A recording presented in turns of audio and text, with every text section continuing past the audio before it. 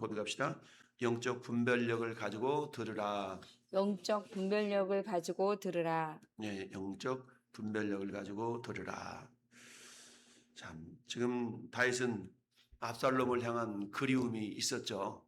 아무리 잘못한 자식이지만 부모의 심정은 다 이런 거 아니겠어요?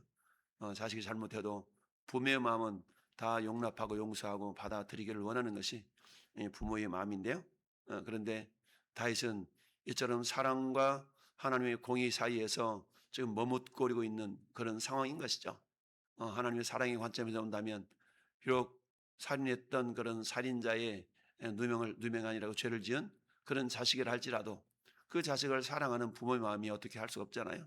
또 그럼에도 불구하고 그는 또 살인자이기 때문에 죄인으로서 응당 처벌을 받아야 되는 그런 사이에서 그야말로 자식에 대한 그리움을 어찌할 수 없는 그런 부모의 모습을 보여주고 있는데요. 자, 눈치 빠른 요압이 이런 다윗의 상황을 잘 알고 드고아의 한 여인을, 지혜로운 여인을 불러다가 교묘하게 지금 다윗의 마음을 움직이려 하고 있는 것이죠. 근데 이것은 결국 다윗을 위한다기보다는 철저하게 요압의 자기 자신의 정치적인 목적을 이루고자 하는 그런 의도가 숨겨져 있는 것입니다. 자, 따라서 우리 요압이라는 사람이 굉장히 어떤 간사하다라고 우리가 생각해 볼 수가 있는데요.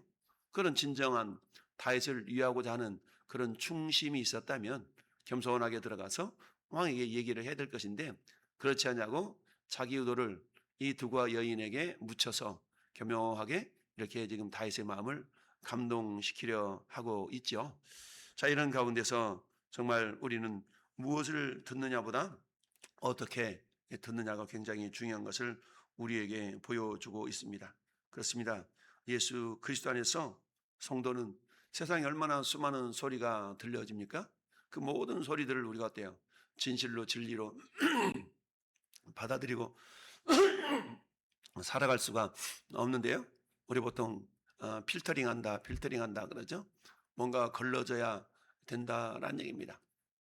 저 밖에 있는 커피 머신이 커피를 내릴 때에 그야말로 필터링을 하지 않으면 거친 그런 어떤 커피를 마실 수밖에 없는데 그 필터가 있기 때문에 종이 필터가 있기 때문에 부드러운 커피를 또 마실 수가 있는 것처럼 우리가 세상에 들려지는 모든 소리들이 정말 그럴싸하고 그럴듯하고 이렇게 우리가 받아들이다가 곤란을 겪는 경우가 많이 있죠. 여러분 사기꾼의 말들은 얼마나 그럴싸합니까? 그럴싸한 말을 우리가 듣고 고지고대로 듣고 행동하고 따르다가는 굉장한 어려움을 겪는 경우가 많이 있죠. 따라서 우리가 무엇을 듣는가라는 것도 중요하지만 어떻게 듣는가는 더 중요하다라는 사실입니다. 요압이 고용한 드고아의 이 지혜로운 여인의 말은 한마디 말하면 다윗의 마음을 감동하기에 충분할 수밖에 없었죠. 내 두 아들이 있었는데 다투다가 어떻게 하면 형제들끼리 다투다가 한 아이가 이렇게 죽고 말았는데 그랬더니 동네 사람들이 와서 네 그 자식을 죽인 놈 그럼 그건 살인자니까 우리가 좀 소를 좀 봐야 되겠어.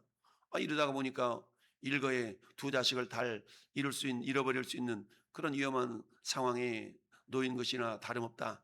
이 사실을 가지고 다윗 왕에게 얘기하니까 다윗 왕이 어때요? 이 공의로운 마음으로 뭐야 네 자식이 그런 어려움에 겪어 있단 말이야? 결코 그렇게 될 수가 없지. 그러면서 다윗이 이 말을 듣고 다짜고짜로 맹세를 하고 말죠. 그러면서 오늘 11절에 여호와께서 살아계심을 두고 맹세하노니 내 아들의 머리카락 하나도 땅에 떨어지지 아니하리라 라고 맹세해 버립니다. 마치 여호수아 때에 어떻습니까?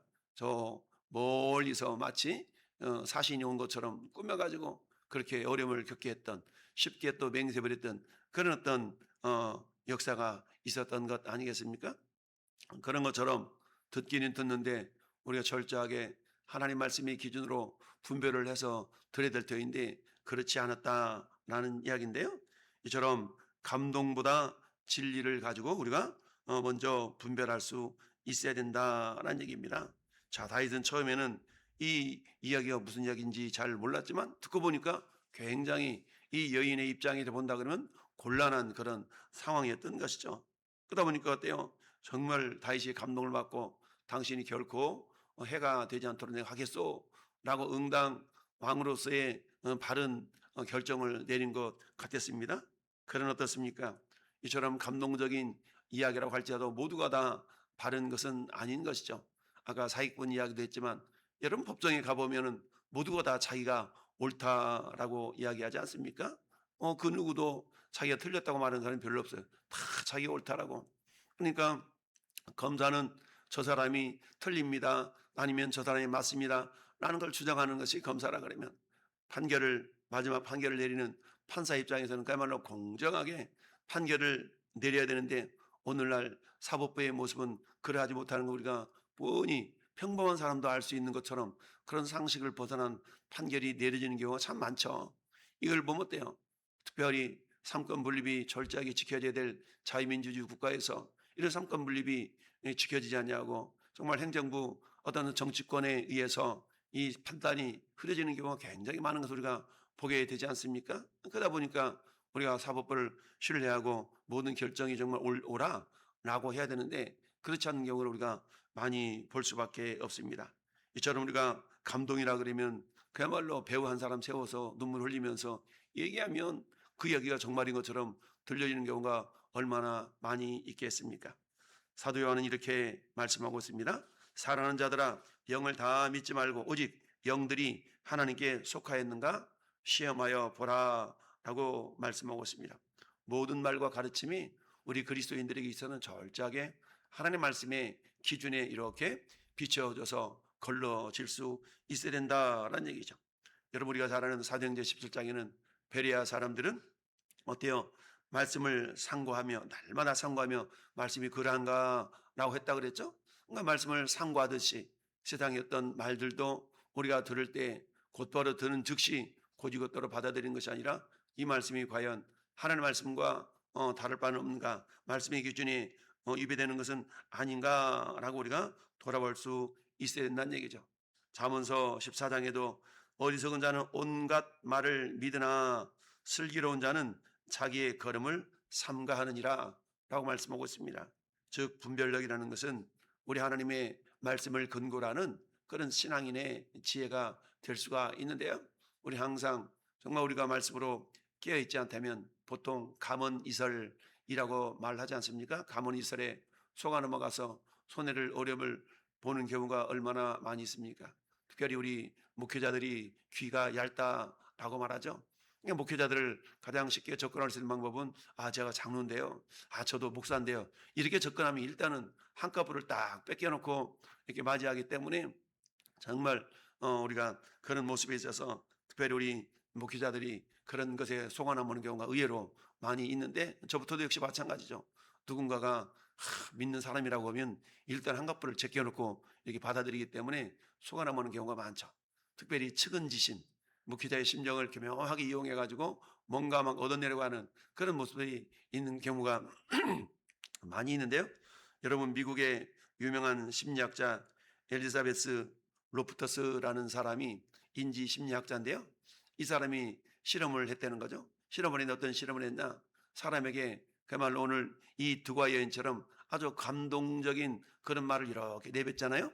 그러면은 그 감동적인 이야기를 꾸며서 한다 할지라도 그 말이 사실인 것처럼 이렇게 믿는 경우가 굉장히 많다라는 것을 실험을 통해서 실증했던 사람이 이 엘리자베스 로프터스라는 사람, 지금 80세가 넘은 그런 인지심리학자인데요. 이런 어떤 실험을 통해서 인간이 얼마나 연약한가라는 것을 우리에게 보여주었다라는 사실입니다. 이처럼 우리는 하나님의 말씀을 세상 소리를 들을 때 감동보다 진리를 먼저 분별할 수 있어야 된다라는 얘기입니다. 두 번째는 사람의 계략보다 하나님의 뜻을 우리가 또한 분별할 수 있어야 되는데요. 요압은 왕을 위해서 충성하는 것처럼 보였지만 교묘하게 자기 자신의 정치적인 의도가 계산이 담겨 있었다고 그랬죠. 다윗은 뒤늦게 정말 이렇게 물어보죠. 오늘이 아니라 뒤에 가서 보니까 이 말이 요압을 통해 이루어졌느냐라고 질문을 하는 내용이 뒤에 나오지 않습니까? 그러니까 요압이 이렇게 시켰냐?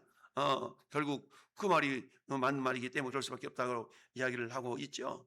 따라서 이 다윗이 이런 질문을 한 이후에는 하나님의 사람은 결국 사람의 의도보다 하나님의 뜻을 먼저 질문할 수 있어야 됩니다. 다윗의 평상시의 행동은 어떻습니까? 하나님께 여쭙는 그런 삶을 많이 살았죠. 전쟁에서 나가서 공격을 해야 됩니까? 말해야 됩니까? 이 길로 가야 됩니까? 저 길로 가야 됩니까?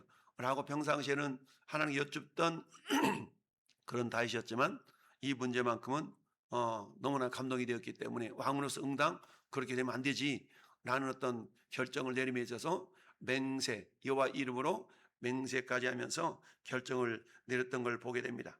너는 마음을 다하여 여호와를 신뢰하고 내 명철을 의지하지 말라라고 잠언서는 말씀하고 있죠. 인간의 계산보다 하나님의 인도하심을 따라갈 수 있어야 된다는 얘기죠. 왜냐하면 예레미야 선지자가 말씀했던 것처럼 심히 만물보다 심히 거짓되고 부패한 것이 사람의 마음이라고 하잖아요. 그러니까 우리 마음이 아무리 깨끗해도 정말 말씀에 비춰서 보면 말씀의 거울에 비춰보면 우리 마음이 얼마나 부패한 것인가 우리는 알 수가 있죠. 그렇습니다. 사람의 마음이라는 건 철저하게 자기 중심적인 자기에게 이익이 되는 쪽으로 선택하는 것이 인간의 본능입니다. 그러나 우리 그리스도인들은 어때요? 그런 인간의 본능을 넘어서서 우리 하나님의 말씀에 근간 행동으로 나가야 되는 것 아니겠습니까? 따라서 야고보 사도가 얘기한 것처럼 위로부터 난 지혜는 첫째는 성결하고 너에게 지혜가 부족하느냐? 후히 주시고 꼬짓지 아니하시는 하나님께 구하라 하는 그런 말씀처럼 철저하게 깨어서 하나님의 지혜로운 말씀으로 우리 어떤 감동적인 그런 이야기를 듣는다 할지라도 과연 저 말이 하나님의 말씀 앞에 볼 때 정의로운가 사랑의 말인가 맞는 말인가를 우리 한 번 더 걸러 들을 수 있는 그런 믿음의 사람들이 되어야 됩니다. 2차 세계대전 때 정말 영국의 어떤 정치적인 지도자였던 윈스턴 처칠이라는 이 지도자는 여러 가지 전쟁의 상황을 보고받을 때도 한 루트만을 통해서 보고받은 것이 아니라 항상 크로스 체킹을 통하여서 여러 기관의 정보를 취합해서 검증하는 가운데 결정을 내렸다라는 그런 이야기가 있는데요. 그렇습니다. 우리의 영적인 삶에도 마찬가지. 한 사람의 말보다 하나님의 말씀을 항상 기준 삼는 그런 깨어있음이 우리 가운데 있어야 될 줄로 믿습니다. 따라서 우리의 최고의 분별력은 우리 인간의 생각이 아니라 인간의 경험이 아니라 결국 하나님의 말씀, 즉 예수 그리스도의 음성을 듣는 것인데요. 다윗은 압살롬을 향한 마음을 품었지만 그 직접 문제를 해결할 수는 없었지 않습니까? 인간의 사랑은 죄의 문제를 근본적으로 해결할 수가 없는 것이죠. 그래서 예수님은 이 땅에 오셔서 오늘 죄인을 결국 화목하게 하는 화목제물이 되어 주신 것 아니겠습니까? 요한복음 10장에 예수님 말씀합니다. 내 양은 내 음성을 들으며 나는 그들을 알며 그들은 나를 따르리라 라고 말씀합니다. 참된 성도는 세상의 소리에 귀를 기울이되 그 소리에 움직이는 자들이 아니라 분명하게 주님의 말씀에 걸러서 주님의 말씀을 기준 삼아서 우리가 행동하는 그런 깨어있는 사람들이 될 수 있어야 됩니다. 그러기 위해서는 어떻게 됩니까?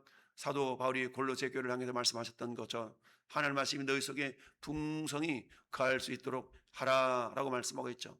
이를 위해서 시편 1편에 복 있는 사람의 말씀은 주야로 주의 말씀을 묵상하는 자로다라고 말씀하고 있죠.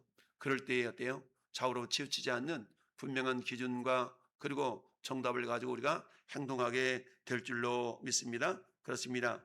오늘 우리는 수많은 정보와 의견이 넘치는 시대를 살아갑니다.